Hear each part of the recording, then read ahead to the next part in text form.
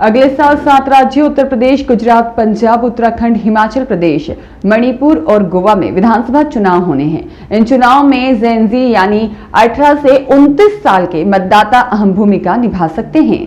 इसके पीछे दो बड़ी वजहें हैं। पहली, जुलाई में दिल्ली में हुआ जेनजी आंदोलन, जिसने युवाओं के राजनीतिक रुझान को लेकर नई बहस छेड़ी।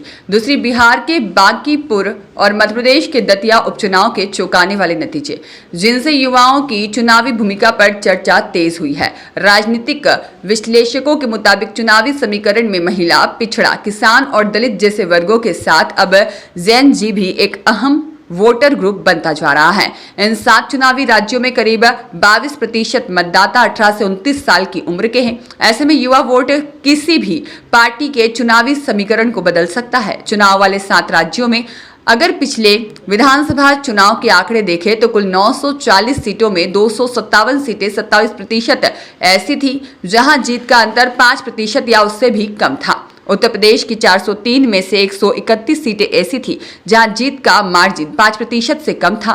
गुजरात की 182 में से 27, पंजाब की 117 में से 24 और उत्तराखंड की 70 में से 15 और हिमाचल की 68 में से 14 सीटों पर भी वोट मार्जिन 5% से कम ही था।